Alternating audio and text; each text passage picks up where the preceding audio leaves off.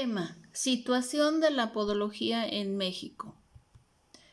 México es uno de esos países donde, a pesar de que los estudios de un podólogo suelen ser una carrera a nivel universitario, los podólogos no son reconocidos en este país, relegándolos a ser simplemente pedicuristas o solo se consultan por la estética de las uñas, cuando en realidad ellos en las aulas universitarias adquirieron conocimientos en el cual los hace capaces para dar un diagnóstico y por ende un tratamiento adecuado para las patologías que aquejan a las personas, porque dentro de las aulas estudiaron todo lo relacionado a farmacología, a patologías del pie, como por ejemplo un pie plano, un pie cabo. En relación a la dermatología, pues recibieron estudios en relación a cómo resolver o dar tratamiento a una tiña pedis, a una verruga plantar, cómo tratar un pie diabético. En México existe la confusión entre el podólogo y un podiatra por las interpretaciones de las raíces latinas y las federaciones y asociaciones que no se ponen de acuerdo. Pero un podiatra es una especialidad en el cual para que una persona, un podólogo, quiera ser podiatra, primero tiene que estudiar 6 años u 8 años en la actualidad de medicina para poder aspirar ser podiatra. Y entonces, ¿qué es lo que esto significa? Que aparte que tiene que estudiar de 6 a 8 años en las aulas universitarias, la persona tiene que estudiar un internado rotatorio en una aula de salud, y además de eso tiene que realizar un servicio social casi de 24 horas en una clínica de salud. A diferencia de los podólogos mexicanos, que el máximo grado de estudios en licenciatura es de 4 años y 6 meses de servicio, en otras ocasiones solo tienen las competencias por el método Conocer CERT, ramo es estándar de competencia 0333, donde los conocimientos se regularizan por un examen de competencias laborales en servicios podológicos preventivos. Esto va más enfocado para aquellas personas que tienen un conocimiento empírico o no tuvieron la oportunidad de tener estudios universitarios. Existen diferentes tipos de licenciaturas. Vamos a explicar para que no haya confusión entre si tengo una cédula profesional o ya estudié podología y resulta que soy un técnico y me dijeron que era licenciatura. No, hay diferentes 3 tipos de licenciaturas, la tipo A, B y C. La tipo A es aquella que está acreditada por un organismo reconocido por el COPAES o han sido evaluadas en el nivel 1 por el CIEMS. También se consideran dentro de este grupo a las licenciaturas que se imparten en unidades académicas que tienen por lo menos 5 profesores de tiempo completo en el Sistema Nacional de Investigadores. La COPAES es una asociación civil sin fines de lucro que actúa como la única instancia autorizada por la Secretaría de Educación Pública para conferir reconocimiento formal y supervisar a organismos acreditadores. La CIEN, con 9 cuerpos colegiales integrados por distinguidos académicos de instituciones de educación superior representativos de las diversas regiones del país, que tienen a su cargo la evaluación interinstitucional de programas, funciones, servicios y proyectos ubicados en el quehacer sustantivo de las instituciones. Los CIES fueron instituidos en 1991. Las licenciaturas de tipo B, este tipo de licenciaturas no cumple con los requisitos del tipo A. Sin embargo, se imparten en unidades académicas que están afiliadas a las UNIES o bien se imparten en instituciones acreditadas por las FIMPES. Las licenciaturas del tipo C son aquellas que simplemente no cumplen con los criterios propios del tipo A y B. La UNIES al servicio y fortalecimiento de la educación es lo que significa. El FIMPES es una agrupación de instituciones mexicanas particulares que tienen como propósito mejorar la comunicación y colaboración de estos entre sí y con las demás instituciones educativas del país, respetando las finalidades particulares de cada una, para que sus miembros puedan cumplir mejor la responsabilidad de servir a la nación. En el aumento de las prácticas deportivas, muchos podólogos se han especializado en medicina deportiva, por ejemplo, estudiando cómo se realizan las plantillas, realizando prótesis u otros ortóticos.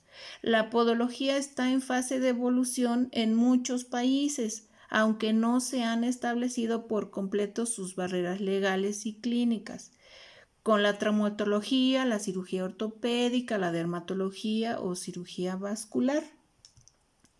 Ahora vamos a platicar un poquito en relación a la regulación de los servicios podológicos en la Ciudad de México o en el país. Salió en la Gaceta Oficial de la Ciudad de México del 15 de febrero del 2017. La Secretaría de Salud da a conocer cuáles son los lineamientos sanitarios para regular a los servicios de podología a los pacientes ambulantes, ¿vale? Ambulatorios.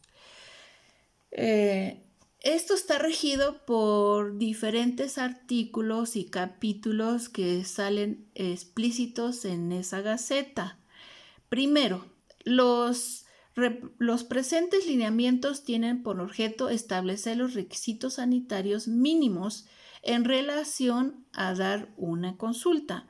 Primero, para que un podólogo dé una consulta debe de tener una infraestructura adecuada, ¿vale?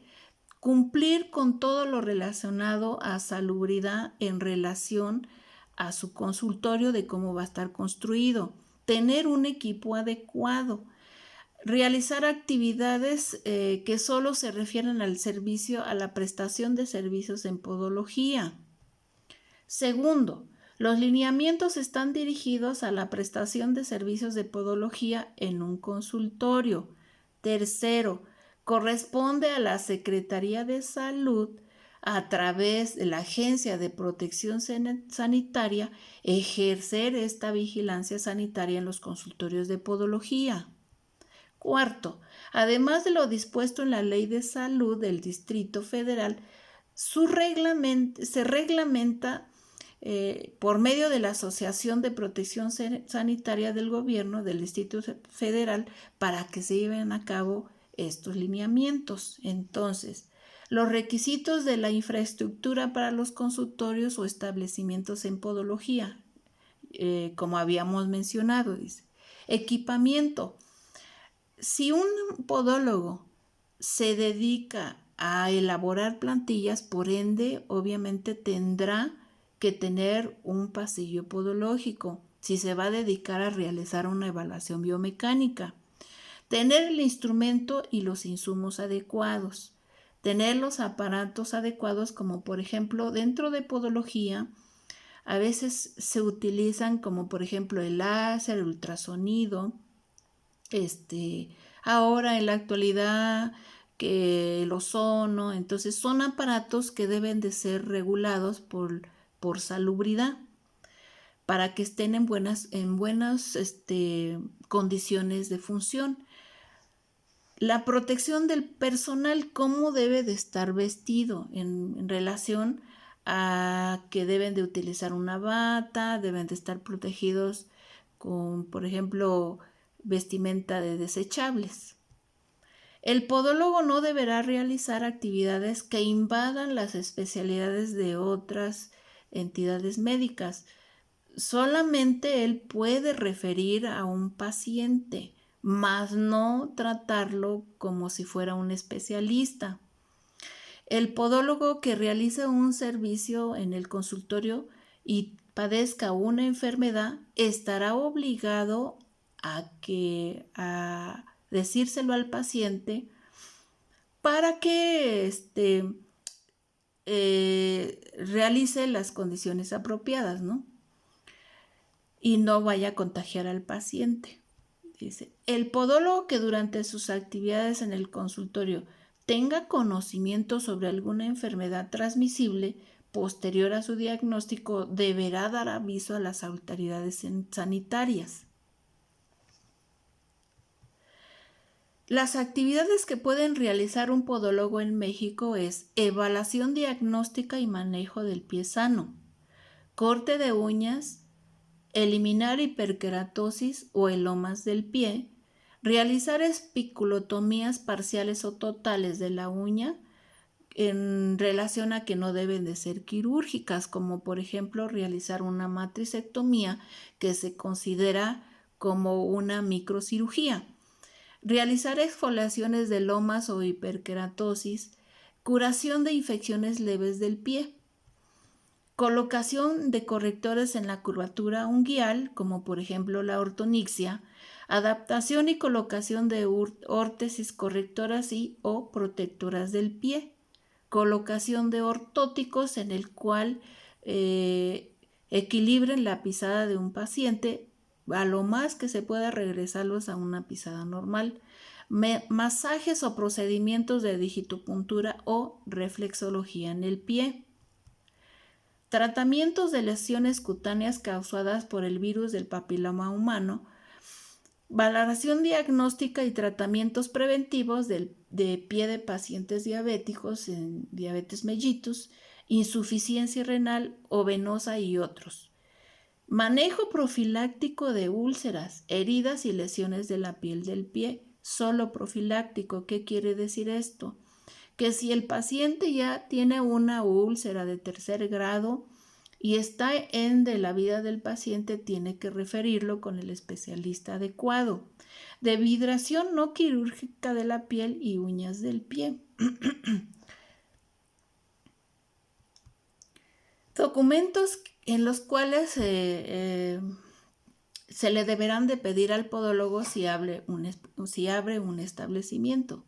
Deberá contar con un aviso de funciones, aviso de responsable sanitario, títulos profesionales, certificados, diplomas y en general todos los documentos correspondientes que lo acrediten la preparación del personal, documentos que deberá estar a la vista de los pacientes y a disposición de las autoridades competentes. El podólogo proporcionará al paciente el formato correspondiente para que otorgue la carta de consentimiento informado sobre el procedimiento que se le va a realizar. En ningún momento debe de realizar un servicio sin que el paciente le diga que sí. No debe de realizar un servicio sin antes haber firmado el consentimiento. Deberá contar con un expediente individualizado de los pacientes, aun cuando estos solo acudieran una sola vez. Documentos del podólogo. Los podólogos deberán exhibir a la vista del público la documentación con validez oficial y registrada ante las autoridades educativas competentes, que acrediten su preparación y conocimientos académicos o la capacitación recibida. El podólogo deberá contar con capacitación anual sobre las buenas prácticas sanitarias en servicios de podología. Ahora, quiero comentarles que este documento es obligatorio. Entonces, sacan fechas en las cuales los podólogos deben de estar atentos a ir a realizar. Cada año está renovando este documento. Registro de la información. Los establecimientos de podología deberán contar con un manual actualizado, conforme a las normativas aplicables, donde se describan detalladamente cada uno de los procedimientos que se realizan o que se tengan implementados, los cuales deberán contar con Nombre del procedimiento utilizado. Introducción. Descripción del procedimiento. Resultados. Valores o parámetros de referencia y bibliografía actualizada. Sanciones. Si ustedes no cumplen con estos requisitos, serán acreedores bajo las siguientes amonestaciones o una multa, clausura, arrestos y demás sanciones establecidas en los artículos de la Ley de Salud del Distrito Federal, en los artículos 201, 200 y demás relativos y aplicables como la Ley General de Salud, en los artículos 419, 420, 421 bis, 421 ter, 422, 423, 424, 425, 26 y hasta el 27.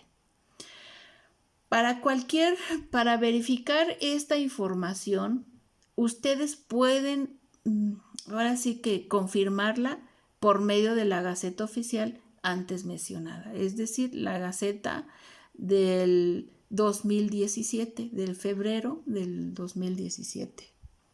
Gracias.